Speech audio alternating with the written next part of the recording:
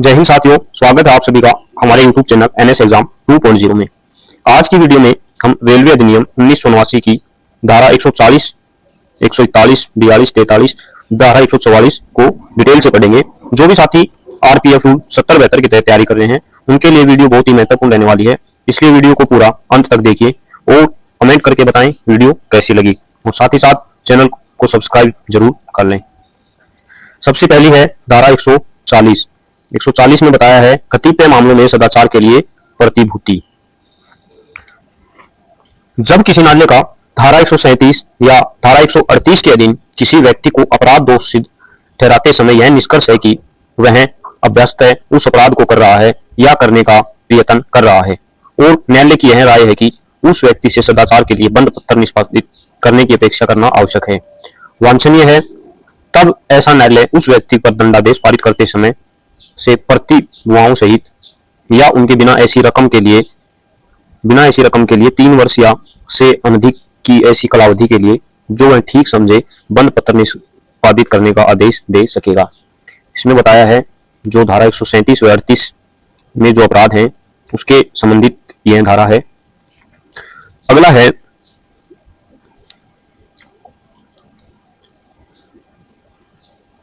उपधारा 2 में बताया है उपधारा 1 के अधीन आदेश किसी अपील न्यायालय द्वारा या पुनरीक्षण की शक्तियों का प्रयोग करते समय उच्च न्यायालय द्वारा भी किया जा सकेगा। आगे है धारा 141 धारा 141 में क्या है, रेलगाड़ी के संचार साधनों में अनावश्यक रूप से हस्तक्षेप करना। यदि कोई यात्री या कोई अन्य व्यक्ति यात्रियों और रेलगाड़ी के भार साधक रेल सेवक के बीच के संचार के लिए रेल प्रशासन द्वारा रेलगाड़ी में व्यवस्थित किन्हीं साधनों का उपयोग या उन्हें हस्तक्षेप युक्तियुक्त और पर्याप्त कारणों के बिना करेगा तो वह कारावास से जिसकी अवधि 1 वर्ष तक की हो सकेगी या जुर्माने से जो 1000 रुपए तक का हो सकेगा अथवा दोनों से दंडनीय होगा। धारा 141 किससे है, chain pulling, alarm chain pulling से संबंधित है। जो कोई व्यक्ति यात्री संचार साधनों के साथ बिना किसी उचित कारण के छेड़छाड़ करता है तो वो 1 वर्ष की अवधि के कारावास से जुर्माने से जो 1000 रुपए तक का होगा या दोनों से दंडनीय होगा। परंतु प्रतिकूल विशेष और पर्याप्त कारणों के अभाव में जिनका उल्लेख न्यायालय के निर्णय में किया जाएगा, यदि कोई यात्री युक्तियुक्त और पर्याप्त कारण के बिना उस खतरे की जंजीर का प्रयोग करेगा जिसकी व्यवस्था रेल प्रशासन द्वारा की गई है तो ऐसा दंड प्रथम अपराध की दोष सिद्धि की दशा में 500 रुपए के जुर्माने से कम का नहीं होगा और द्वितीय या पश्चातवर्ती अपराध की दोष सिद्धि की दशा में 3 मास की कारावास से कम नहीं होगा। आगे है धारा 142 टिकटों के अंतरण के लिए शास्ति। यदि कोई व्यक्ति जो इस नियमित प्राधिकृत कोई रेल सेवक या अभिकर्ता नहीं है, कहने बताया है कोई टिकट या वापसी टिकट का कोई भी आधा भाग विक्रय करेगा या विक्रय करने का प्रयत्न करेगा या कोई ऐसा टिकट जिस पर सीट या वर्थ का आरक्षण किया जा चुका है या वापसी टिकट का कोई भी आधा भाग या सीजन टिकट किसी को देगा या देने का प्रयत्न करेगा जिसके लिए कोई अन्य व्यक्ति उसे लेकर यात्रा कर सके तो वह कारावास से जिसकी अवधि 3 मास तक की हो सकेगी या जुर्माने से जो 500 रुपए तक का हो सकेगा या दोनों से दंडनीय होगा तथा वह टिकट भी जो उसने विक्रय किया है या जिसके विक्रय करने का प्रयत्न किया हो अथवा दिया हो या देने का प्रयत्न किया हो संपहत हो जाएगा। इसमें टिकट से संबंधित मामले को बताया है। टिकटों के अंतरण के लिए शास्ति के लिए क्या दंड है,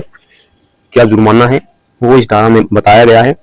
जो 3 माह के कारावास और 500 रुपए तक का हो सकेगा या दोनों से दंडनीय होगा। आगे है उपधारा 2 में बताया है यदि कोई व्यक्ति उस नियमित प्राधिकृत रेल सेवक अभिकर्ता से भिन्न किसी अन्य व्यक्ति से उपधारा 1 के खंड क में निर्दिष्ट कोई टिकट का क्रय करेगा या उपधारा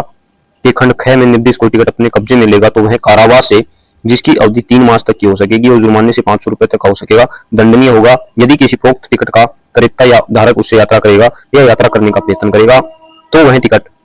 उसने इस प्रकार क्रय या प्राप्त किया है सम्मत हो जाएगा। उसके बारे में यह समझा जाएगा कि वह उसी टिकट के बिना यात्रा कर रहा है और उसके विरुद्ध धारा 138 के अधीन कार्रवाई की जा सकेगी। आगे है परंतु प्रतिकूल और विशेष पर्याप्त कारणों के अभाव में जिनका उल्लेख न्यायालय के निर्णय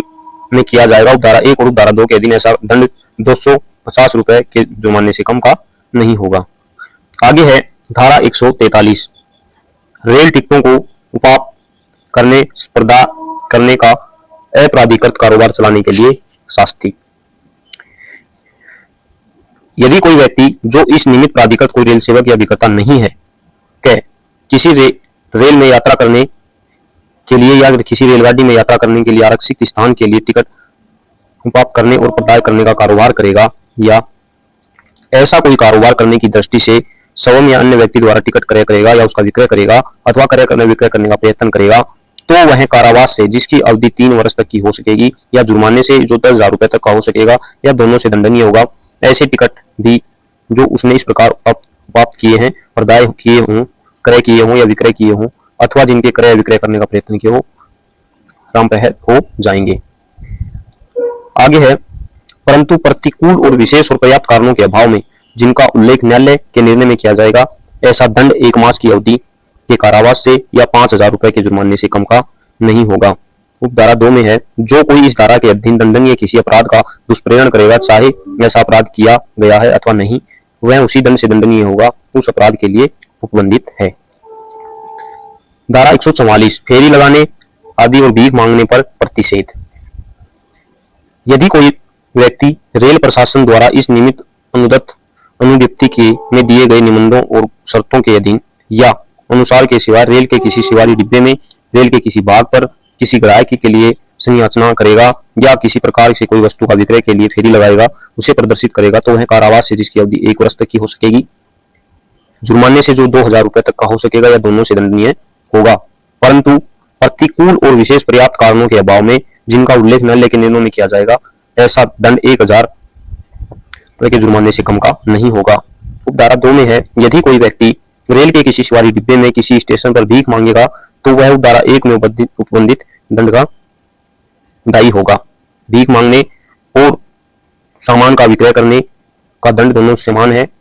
आगे है, उपधारा 1 और 2 में निर्दिष्ट कोई व्यक्ति इस निमित्त प्राधिकृत किसी रेल सेवक द्वारा या किसी अन्य व्यक्ति द्वारा जिसे ऐसा रेल सेवक अपनी सहायता के लिए बुलाए यथास्थिति रेल के किसी सवारी डिब्बे या रेल के किसी भाग या स्टेशन से हटाया जा सकेगा। आज की वीडियो में इतना ही।